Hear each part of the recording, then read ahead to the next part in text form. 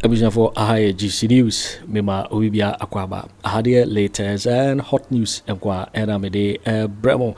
Anuti, so we subscribe, ya, Bomodia say, obe subscribe to channel, Sansa Hadia latest and hot news, Enamede, Bremo.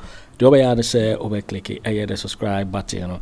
Now, what barely notification, or the new video be a bear upload on when the first person was Sabeka ASR video.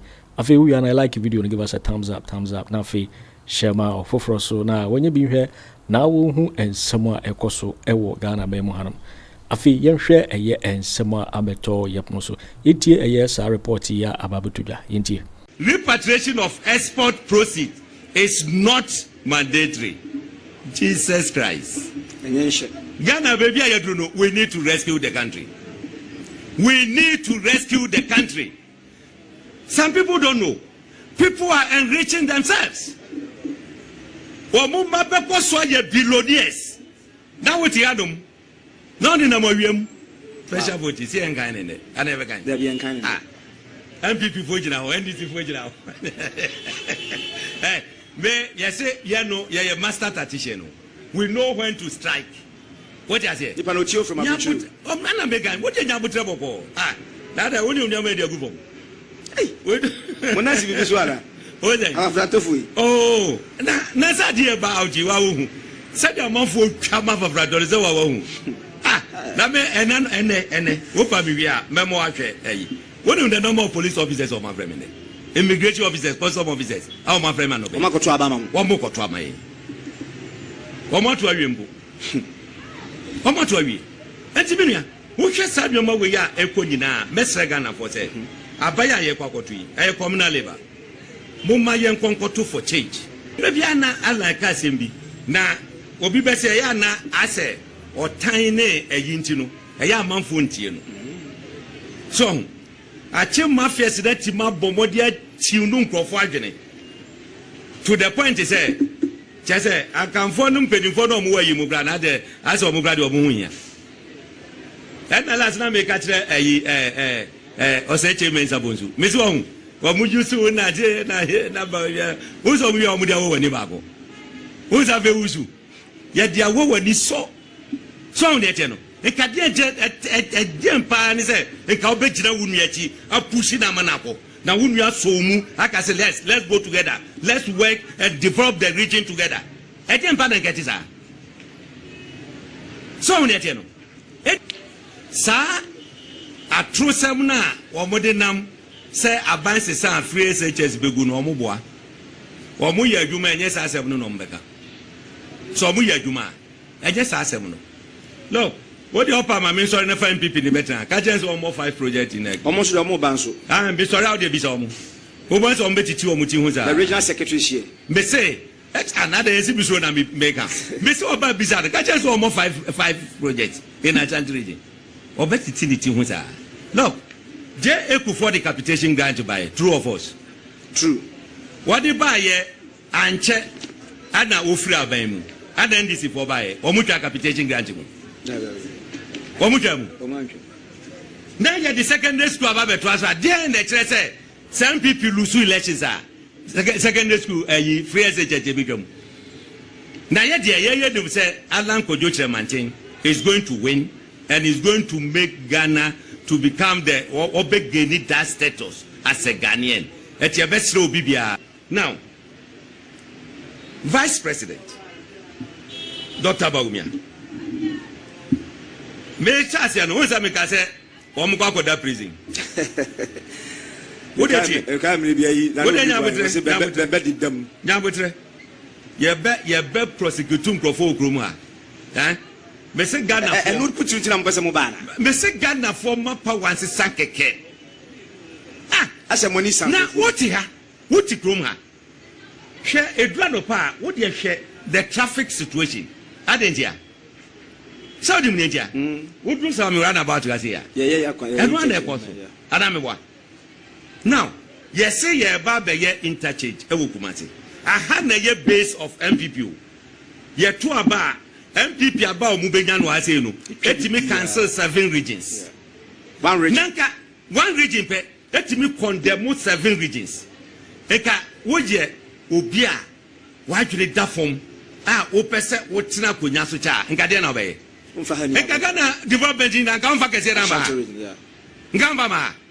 Because you need to sustain your base. But Obudu Free say, oh, where would you? Hey, 1 year promo better. And the Yamba Quine. And I happen. Shadia Bawumia Apapoye. Free zones order. Or more manufacture and fan for Yabamomo tax exemption. Now, Wakwa says, you can't say, go to for. Or more motor gold. And your mapa shem. So many channel. What your mapa shem? Now, free zones, yeah, kind of gold. God did acquire them of free zones. But who did you? What in the job we are doing? A man for being Jessica or Chrome hat tam. Or who have our Medicicano Bessie. Or who have our Medicicano. It's at the back of our way so. Near the Sikana Carbonting, Muntie will be a mere as Muntie. Yase, letter no lie. Office of the President, Vice President, Secretariat. Was an agreement on LOC. Agreement on LOC regime enforcement for free zones companies. What are Muntie? Yaka, what are Hanomo, a man for Peja Padegu or Mumahonauti Hebre. Was say I am writing to summarize the outcomes from recent discussions regarding the letter of commitment LOC regime, specifically its application to free zones companies. This discussion, prompted by a request from Blue Skies Limited, took place on February 23rd and 26th, 2024. Under the auspices of Vice President's office. The key stakeholders include the Bank of Ghana, Ghana Revenue Authority, Ministry of Finance, Free Zones Authority, and Association of Free Zone Entities. Outlined below are the agreed upon measures. 1. Bank of Ghana will immediately apply an LOC exemption status to all free zones companies, effective until further notification. LOC nase na mamfatiase. 2. Free zone company must apply for LOC through the ICOM system, choosing the non-repatriation option. What is non-repatriation, streamlining the approval processes. C. Should there be any need to revise this exemption status, it will only be done after detailed consultation with the stakeholders. We appreciate your prompt attention to this development. Received assurance from the highest decision. Signed, Augustine Bray, Secretary to the Vice President. Wotro Edikokoma Governor. Let the year wotro yi. One copy TO, one copy Chief of Staff, one copy President, and for Chief Director of the Office of the President, one copy no. It means he said, way a underground letter. What you say? Let it be a wutro a official. But letterhead naso. Asana me can want just here. Hey, you come any letter from Office of the President. Never. The party saying he must copy the President, the Chief of Staff, and everybody. Secretary to the Vice President, writing to the Governor of Bank of Ghana, without the notice of you can say the Chief of Staff. Hey, that's again. Now. Sadi waya mika jinano etrese say yes see at the gold companies bi omo mututo gold kwa share free zones na ukwa share free zones what the gold no kwa emra enchechire wo say wo dey sa gold no sika no konya ye no wo di bi beba Ghana ali ye emra ne chire say gold bia wo bekwa koton wa bonchin bia no percentage bi as I say, Sassicano Bagana. Then Ukrano, Ansana, Uber export Wakodo. As I saw more transfer Sassicano Ba, and Sa go to Naide, Afria say Yako. Now, Essence, a month for be. I don't want to say, Sika Omwenya, Wamuntimin Fangu Bagimu, Enco, Wamuntimin Fanto Bank, and Transventino. And the yen uses our system we. Malilandri Bechokra. Nanka, gold company, they all quiet day, our free zones, I say. Oh, quiet then, no repatriation a year or muye. Ah, na Ashanti region. Gold a year 2 or gather in a Pakistan and Ashanti region. Ekasa sikano kraba. Na kasa na namuso so ejo mushe. Anya sa na she. Royal show moje. Na wosi say there. Go to bi omubetu omudi beko bia no. Obi abukwa apply for sade no. Chese kapre kura wonfa magana. Hey. And people want MPP to continue to rule this country. One nim sika yenya free gold mu ayede yem potuduma. And Bawumia will write say after all the gold kwa man one city kura em about to Ghana. Let's carry back here. Ah, one more fa. See, Echo Bank of Ghana no. Echo Bank of Ghana no. Omuso so echroye. See ni omuso so chroye. Letterhead nini Bank of Ghana. Omuso chro no 20th March. One say Bawumia letter no was 4th March. Anomo a reply 20th March. Omu chro the command the Chief Executive Officer Ghana Free Zones Authority. Not just a decision or more taken. Reply omo. Bawumia track on my Bank of Ghana. At the Bank of Ghana, air track on my free zones. No, I clear what say. Now they can send the gold without any repatriation.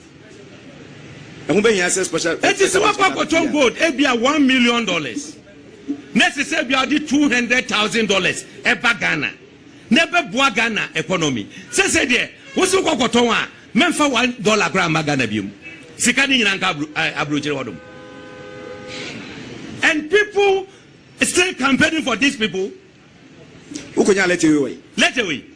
Ah, except it's all Chinese doubt. Because we near public document. Me say, na the engineer said your form. A the engineer say your form. Because obiti office was doing, and yet the buffo. Why should we do this? It's anything ever wanting. Bank of Ghana, Omucho 20th March, was an agreement on LSE regime enforcement for free zones companies. And yet Ghana can minimum say gold company follow under free zones. Kamenti be da. Kamenti be da. Minti be da. Eti gold a ye tua ye musika nyina no. Say there. What the gold no kwa? And sister one city grabber. How? Aden. Boni ben ani aye as Ghanaians. Boni ben. See a letter no. Was it we refer to letter from the Vice President Secretariat of the Office of the President dated 4th March 2024. Copy attached. Conveying conclusion reached after 2 meetings held under offices of His Excellency the Vice President to discuss the application of the letter of commitment (LOC) to free zones enterprises. Jesus Christ. Jesus Christ. Gold company have a follow under free zones. And when you answer letter special prosecutors Abeka. Wait, what they nyabutre from January Akono, the special prosecutor in Sabeka. From January Akono. How can we do this to our nation? How? That's a good for oil and yeah. Good for oil. Oh, men make no. And you go for oil as I'm not. Let me say, go do that come and you know, men farm me frapra. Where you chronofita. Ah, you bought on my Ghana. And I make actually we. You two go to near the Ghana shares say back. Yes, it says, Madam Babium. Madam Babium. Omo kwa brocha kwa kojedi. Chronofita. Broad daylight Thiévery. Sure. Was it in line with the conclusion reached? The Bank of Ghana will adopt the following procedures. 1. The LOC shall continue to be the main document required to accompany all export from Ghana. Etino say oba be ye yidia anye na wako je LOC. That is letter of commitment. Letter of commitment. Let us say ye dia no to so dia. Chese nya dia obwako ye yibia wonfa bibia emma Ghana bium. Number 2, free zone enterprises seeking to export goods shall be required to generate the LOC from the Integrated Customs and Management System, ICALS. Eti omo ye system ni say now okwa wo fere wa yina na fe wa peke non repatriation. Wo peke non repatriation pe automatically no more that status to say okwa gold no wo turn ye 10 billion kra keep skadi nyina memfa ka prekra e magana. This is number 3. Was it in the process of generating the LOC, free zones enterprises shall choose the option no in the tagged would export proceed to repatriated. What it? Wo check ya no the icons no no. Ye wo baby o hono ma e be state say gold ya would ikoi as say we repatriate a year na. Was it eduru hono ma choose no.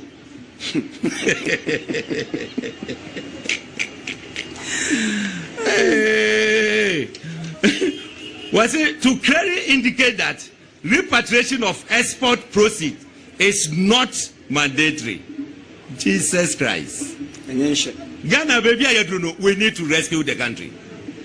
We need to rescue the country. Some people don't know. People are enriching themselves. Billionaires. Now what you had Number 4, was it per the existing operational procedures? All LOCs for which repatriation of export proceeds are not required are instantly referred to the Bank of Ghana for approval.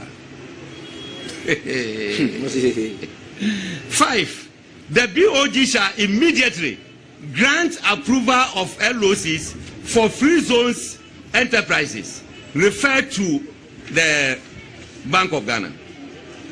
Then 6, the Free Zones Board will be required to provide the current list of all free zones enterprises and inform the bank as soon as a new free zone enterprise is approved or an existing one case by case.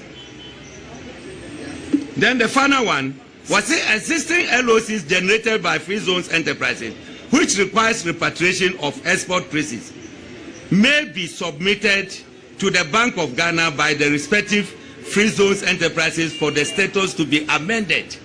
Okay? Omo chusu eji say ye go do ne kokoton repatriation emra no. What system do mo ye no. Was say they should write to Ghana. Na fe omo change omo status mo mo. Na chese free enekoi go do bia ye best for to from Ghana bia no. Ghana eni share wom. Ekwa sikadudu a nkesi se ba Ghana never boa Ghana economy no. Aban vice president say ya twam. Okwa usika no di ni nyina wa brochire memfa bi magana. Nipa wasan ye friend no Kennedy Agyapong head banking department. The letter no copies to the governor BOG, first deputy governor BOG, second deputy governor BOG, the head legal department BOG, honorable minister finance ministry, attorney general, minister of justice, and then secretary to the president. Secretary to the president. No, secretary to the vice president, office of the president, commissioner general, Ghana Revenue Authority, commissioner of customs, Ghana Revenue Authority, then chairman, Association of Free Zones Enterprises. One who Bank of Ghana there, one who distribution. And then a vice president, the secretary the letter no, one copy chief of staff, one copy president, one copy Ubia. 10 offices not required. Yes. So no. Now, I don't know if you want more. We Bank of Ghana for Chokokoma. They have free zones for. The last letter here. Ghana Free Zones Authority. So extra 6 August 2024.